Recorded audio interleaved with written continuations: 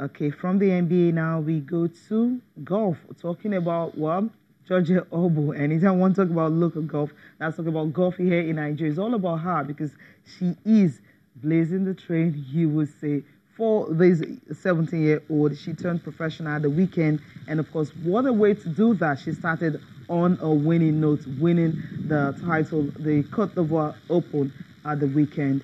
And of course, it was an exciting one for her at every time of the championship in order, starting from the very beginning of the game. She finished the tournament with the scores of 74, 78, 85, and 78, winning the tournament by 3 shots ahead of a Senegalese who was right there, behind DIA, and another girl from Madagascar, Leslie Garnett. She's of the Sunshine Ladies Tour. I know that she was able to, get a good one over these ladies, and she got the better out of it. And from day one, she led the tournament with her opening round of 74, and subsequently led the tournament by 7. But on the big day, she won by 3 shots. You say it's a remarkable one for her, and a good way to actually start her professional career. All right, that's it. So that's talking about our own Georgia Oboh. We'll talk much later about her achievements and what she's been able to do. But we need to go on a break right now. When we return from that break, there's still so much to talk about the Super Eagles, Super Falcons, and a whole lot all for you on Sports This Morning. Let me just allow you, Cecilia, complete your line of thoughts about the Nigerian teenage golfer that's making us proud. We're not just talking about her because she's Nigerian. She's making giant strides in a sport that not much has been heard, not much has been seen from Nigerians, and she's just making us proud. And it's not that we want to gloat at all, no, but she's doing well. Yeah, absolutely. I mean, just knowing that she's, she started very young and she's carrying on like that. And at this particular age, winning, you're turning professional. I mean, she actually now is the youngest winner of a professional event in Africa at 17. That's a remarkable feat. And for you to know that she was at the Youth Olympics and all that, I mean, she went straight to the end of the competition, although she couldn't win, but that's also a step. And after that, she went to Morocco and all that for the Ladies European Tour School in Marrakech in Morocco. And so she has qualified for the final that will be taking place from December 16th to 20th. So our career, I mean, the progression and all that is steady remarkable. Rise. She's Steady not just rise. resting. I mean, every month she's in one tournament and the other. And this is really what we want to see, having them starting this young and continue in this stage. Seeing Nigerian flag. Because anytime you mention her name, you'll have to talk about where she's from. Where she's from. She's and that's heartwarming. And when we're talking about our career, what interests me more is the fact that she's a trailblazer. Absolutely. Is the fact that she's setting the pace. Others will follow in a sport that is usually not much is heard of in this part of the world. All right, let's go to Asaba now. There's a lot happening in Asaba all around the stadium, the facility, how the Delta State government is doing their best to promote sports, boost the economy and do all of that. Pictures you have on screen that you're seeing right now are the pictures from the commissioning of the Asaba, the Stephen Keshi Stadium in Asaba. And you have eminent personalities in there. The former president of Nigeria, Chief Olusegun Obasanjo, in that one, doing the commissioning and also talking about all of the benefits this facility can bring to Delta. Absolutely. I mean, I love what he said after the commissioning when he talked about the fact that we don't just commission stadium, you don't just build the stadium and wait for only national team to come play, but then make it active, build hostels, ensure that you have the kids around, train athletes that at the end of the day you can say this athlete actually trained at this stadium and was able to represent Nigeria at international level. I think that's the key here. It's not about building it and leaving it and waiting, okay, they have to bring Super Falcons or Super Eagles or any other team, but the fact that it has to be in use regularly, that's the key point here.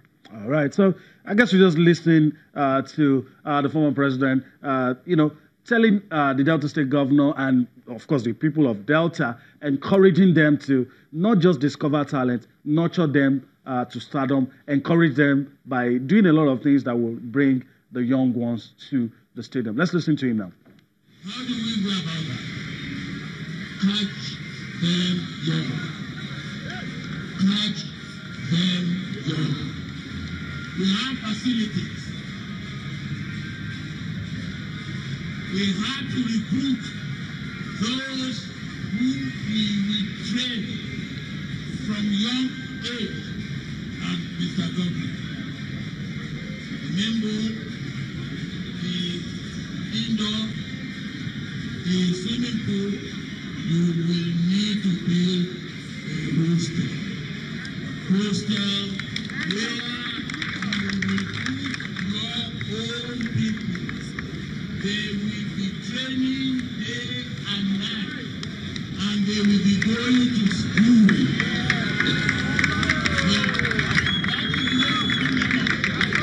Identify them while they are young, bring them under a very sound training schedule. It is important that as a government, beyond the building of roads, beyond ensuring that our youth acquire skills, we must try to grow the local economy, particularly that aspect that affects the very lowly within our society. And I also know that when we hosted the Atio Cup competition, the economic activity in Asaba grew. And only with the Super Eagles training in here for some days, I'm sure that the activity has been heightened in Asaba. All right. A lot has been said there. It will even take us days to analyze everything that, as you said. I like what the former president said. I like what the governor of Delta State as well, if I recall, what he said about it boosting the economy. It's not just about putting the facility right there. He talked about the activities that have started happening all because the Super Eagles are in there town to train all the activities. And I can understand why most of the states just want the Super Eagles around. I think we need to start driving the traffic to all of the sports facilities, and we can make it commercial. You understand? That's why sometimes I'm against throwing the stadium open for games. And how do you make money? And a lot of activities. And look, there's one thing I know about we Nigerians. Give us quality, we're ready to pay. Absolutely. Just give us quality. And I've seen situations here in Nigeria where games are going on in the English Premier League and all that, and people are in the stadiums, either watching local league game or other sporting events, and monitoring whatever is happening abroad on their phones. It wasn't like that before. No, it wasn't like that before. And we need to key into all of this. Absolutely. I mean, I was in Asaba for the Athletics Championship and all that. Also, what happened? The gate wasn't open. The ticket sale, escalated. People were paying as much as 7,000. Black market. Precisely. It was going on black market. Just people were desperate to access get into the stadium. And it's a 23,000 capacity stadium and all that. The whole stadium was filled up. Outside, those who bought ticket didn't have space. They were sitting outside, monitoring events and all that on their phones and everything, because there was a screen somewhere where some could even see what was happening at the stadium. I think it's really remarkable. As you mentioned, no need to throw the gates open.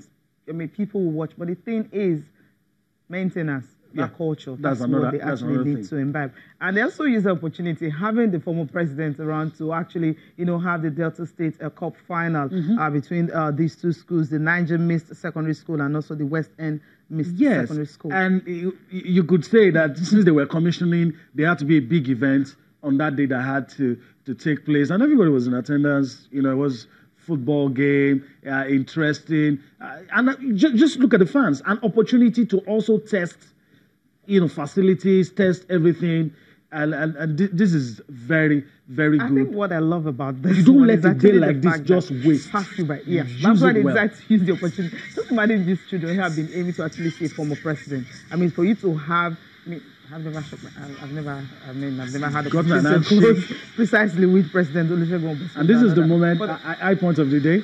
The former president, they said ceremonial kickoff, still very fit. And in some of the things that he said, look, I play squash every day. I have a place in my house where I play squash to keep fit. He also lectured everybody that was listening about the enormous benefits of sports to your health. Yeah. Let's even forget the financial benefits that is too numerous to start talking about. Yeah. But the health benefits, all of those kids that you see, the ones playing, the ones sitting down, they could be elsewhere doing something. Yeah. They could be into some vices, but are here, positive energy, doing positive things, having fun while doing all of that. I'm impressed that Delta State didn't allow all of this to go by. Put a lot of activities into commissioning this Asaba Stadium. And also one thing that is very key that I've noticed is that sport culture. Yeah. You understand? People, we've got to a point in our history, in our time, where people are so comfortable sitting in front of their TV sets and watching all of these things, even if the event is happening close by. But I think with things like this, it's changing. I don't know whatever they did to mobilize all of the people that I'm seeing. I don't know whatever they did. So, I mean, every school wants to come. But whatever they did, it worked. It worked absolutely well. And for them to actually give the opportunity for these boys to be able to play right in front of a former president and the dignitaries around is also remarkable. Not playing in an empty stadium. Maybe that's what could have happened, in previous editions. But this particular one, they had the opportunity. Super Eagles are in town. The Super Cup, NPFL Super Cup, is also going to be today. So I mean, just having the whole all of those activities. And in this stadium also, the Super Eagles, also train, here. They're playing Uganda later today. Uganda later today. So in all, they just like to make it like a sports fest in Asaba. That's what it was. That's what it was. Fest. Well, let's hear from some of these boys who played in this game and also the coach, the ones who lost and the ones who won. The opportunity gave them to be here to just see, to have the former president of Nigeria see them play.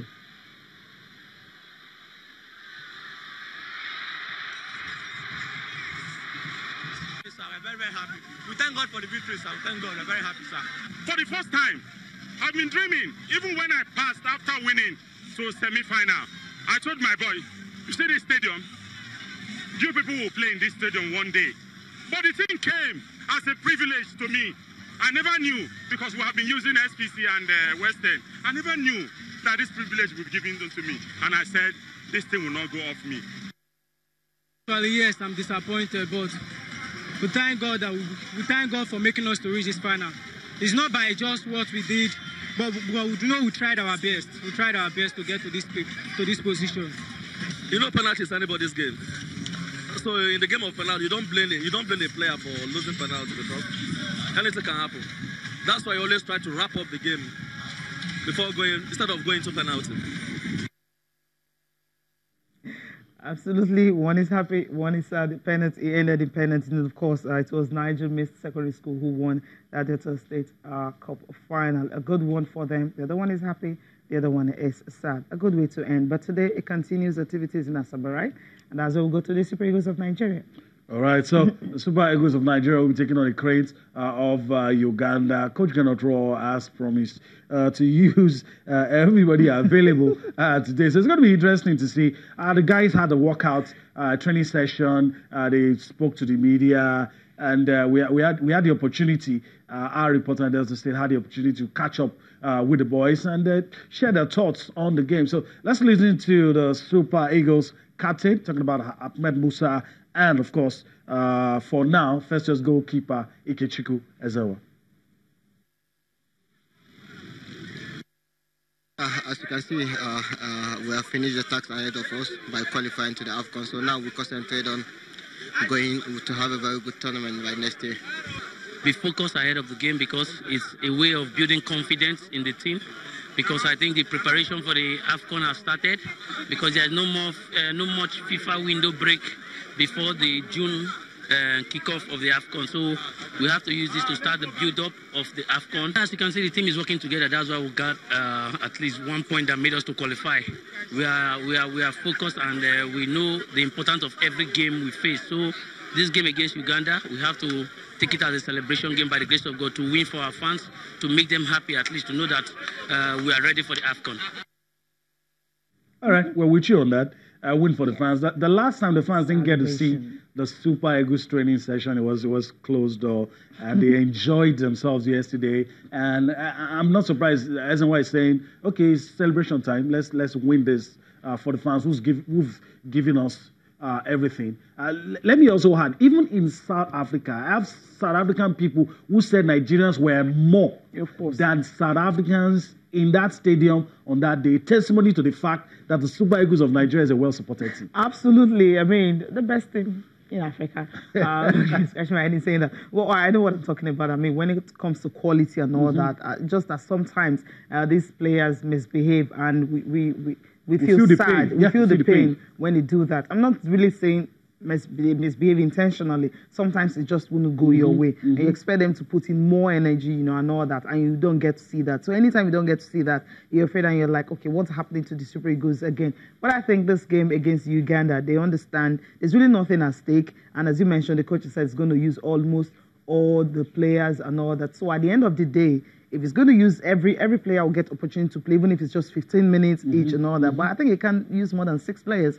But whatever it is, that's why it's going to be interesting. We all have to watch the game and see. Whatever it is, but the fact that it's going to give those players opportunity and all that. Maybe the likes of Iwobi may not play and all, but he wants to give those other players they invited that haven't an opportunity to play another. Isaac Success might just play. Wankali might just also get a chance to play and all that. So, maybe, and of course, maybe Afeloka might get a chance also to be in goal. And Daniel Akpeyin that has been, I think, go back to South Africa. That has been, you know, always in camp and, you know, never getting that opportunity and all that, especially after that mishap against South Africa, you know, last year and all. I think it's time for us to move on. I think it's time for us to move on and leave Daniel alone. Okay, let's go on a break. When we return from that break, we'll talk about the big one, talking about the game, and of course, talk about the Super Falcons and talk about the UEFA Nations League. We'll go on that break now. We'll return for more on Sports This Morning.